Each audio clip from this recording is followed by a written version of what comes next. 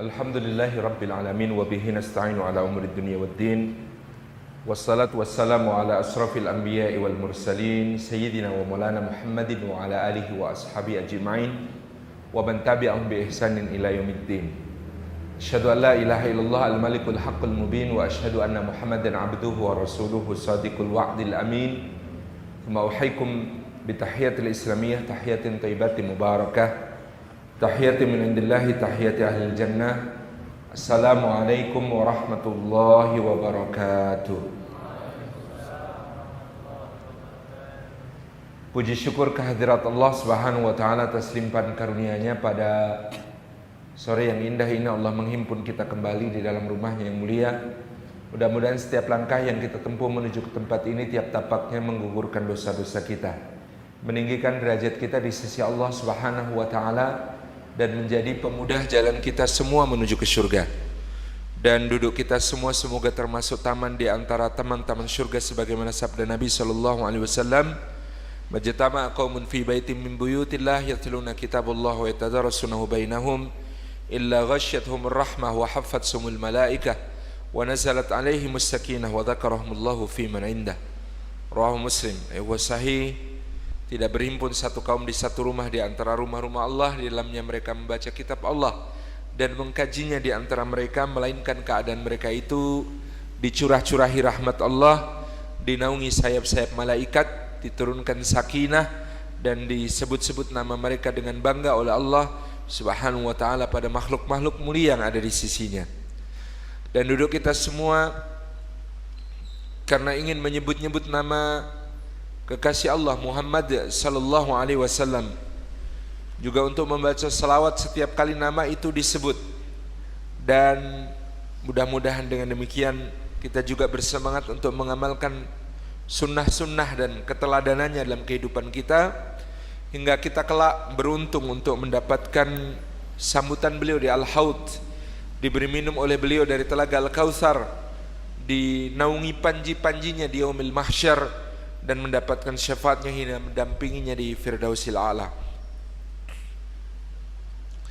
Ikhwan dan akhwat yang dimuliakan oleh Allah subhanahu wa ta'ala, kita memasuki tema berikutnya, yaitu keadaan Jazirah Arab dan bangsa Arab sebelum kedatangan Nabi sallallahu alaihi wasallam.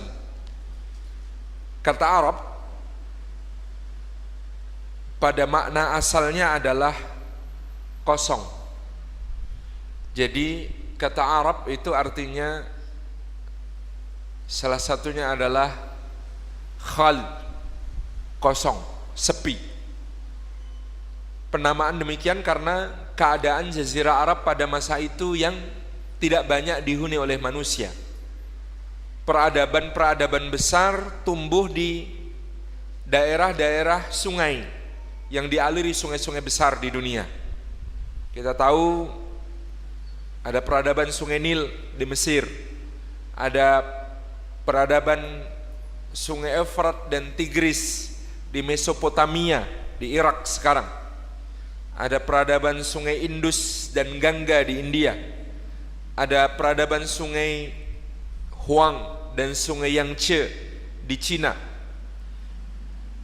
Kemudian baru peradaban terbentuk di tepi-tepi lautan.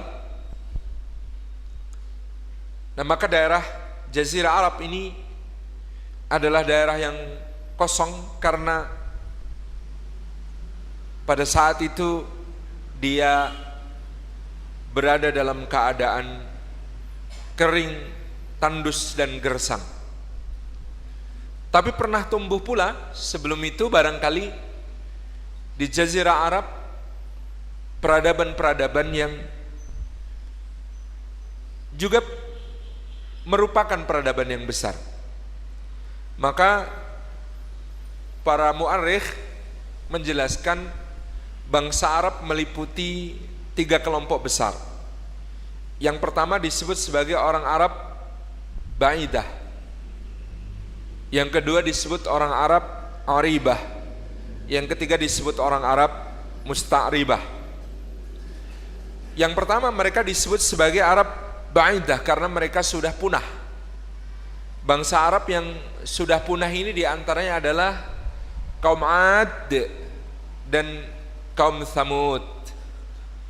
Di mana letak peradaban kaum Ad itu di sekarang daerah yang disebut negeri Yaman. Jadi di selatan ini ada kaum yang disebut sebagai kaum Ad, umatnya Nabi Hud alaihi salam. Daerah mereka disebut sebagai Al-Ahqaf. Ada bukit-bukit pasir yang tinggi di Yaman, daerah di sebelah barat Hadramaut. Di Yaman ini ada yang disebut sebagai Ahqaf, dan disitulah dahulu bertempat tinggal kaumnya Nabi Hud alaihi salam, yaitu kaum Ad. Kemudian ada kaum Tsamud, kaumnya Nabi Salih alaihi salam. Di manakah letak kaum Nabi Salih itu? Tempat mereka tinggal, kalau kita dari Madinah ke arah utara sekitar 300 km ada daerah yang disebut sebagai Madain Tsamud. Memang inilah letak dari kota-kota peradaban tua yang dulu dibangun oleh kaum Tsamud, kaumnya Nabi Salih alaihi salam. Di situ kita masih bisa menemukan reruntuhan-reruntuhan besar dan bukit-bukit batu yang dipahat. Mirip dengan Petra di Jordania, tapi lebih tua Madain Tsamud, Madain Saleh yang ada di sebelah utara kerajaan Saudi Arabia ini. Sekarang telah menjadi diresmikan sebagai satu situs purbakala warisan dunia yang dibuka sebagai tempat wisata untuk umum di Madain Tsamud atau Madain Saleh yang ada di sebelah utara Madinah ini. Ini memang agak ironi, karena sebenarnya dulu ketika Nabi SAW bersama para sahabat melintasi Madain Tsamud, Madain Saleh ini, Nabi SAW itu memerintahkan agar para sahabat menutupkan kain ke kepala dan muka dan bergerak secepat-cepatnya.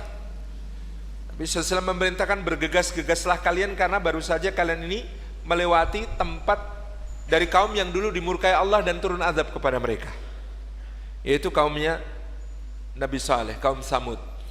Jadi kalau kaum Ad yang ada di Yaman juga masih ada sisa-sisa runtuhannya. Kalau kaum Ad dibinasakan Allah dengan angin yang bertiup 7 malam, sab'a layan wa thamaniyata ayyam, 8 hari, 7 malam 8 hari ditiup angin yang sangat kencang dan keras. Sementara kaum Nabi Saleh, kaum Tsamud dibinasakan Allah dengan suara yang mengguntur, satu teriakan keras yang menggelegar, yang kemudian mereka semuanya dalam keadaan binasa ketika mendengarnya. Jadi Masya Allah ya, kita ini bisa dibunuh hanya dengan suara. Nanti mau mengembangkan senjata, salah satu teknologi senjata yang mengerikan adalah senjata yang menyerang pendengaran, yang bisa membinasakan satu kota sedemikian rupa. Ini secara teori sangat memungkinkan. Jadi pada batas frekuensi tertentu sebuah suara itu bisa membunuh, seperti yang kemudian dialami oleh kaum Tsamud, kaumnya Nabi Saleh. Mereka ini termasuk orang Arab Baidah, orang Arab yang sudah punah, yang sudah tidak lagi ditemukan jejaknya dan tidak lagi berlanjut garis keturunannya. Jadi mereka disebut sebagai Arab Baidah. Yang kedua adalah Arab Aribah. Orang-orang Arab Aribah ini berasal dari kabilah Qahtan. Kabilah Qahtan ini adalah keturunan Nabiullah Nuh alaihi salam dari putranya Sam bin Nuh alaihi salam, yang kemudian bertempat tinggal di ujung selatan Jazirah Arab yang disebut sebagai Yaman. Sebagian juga menyebutnya sebagai keturunan dari Adnan.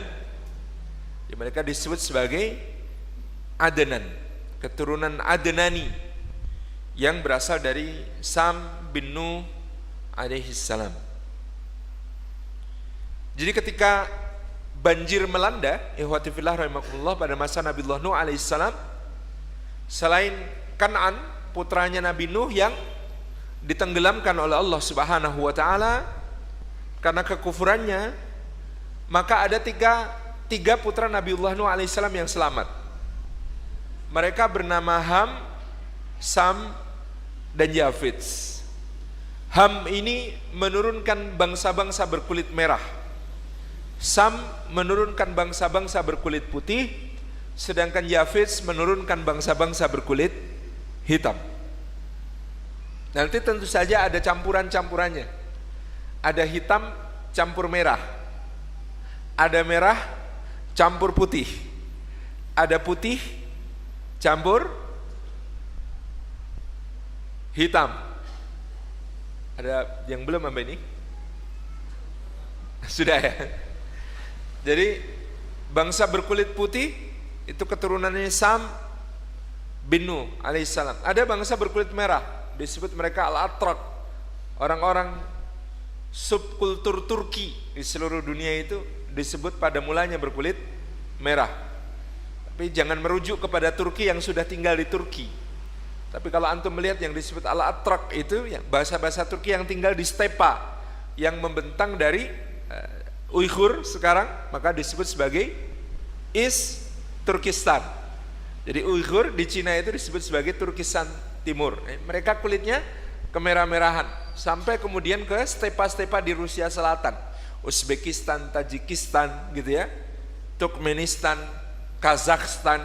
Ini daerah-daerah yang kemudian disebut daerahnya orang Atrak, orang-orang Turki. Kulitnya merah, mungkin orang-orang Indian di Amerika termasuk ya, karena kulitnya merah. Kemudian ada yang berkulit hitam, keturunannya Yafits bin Nuh alaihissalam. Ini berada di, kita kenal benua dengan disebut sebagai benua Afrika. Meskipun kalau menurut teori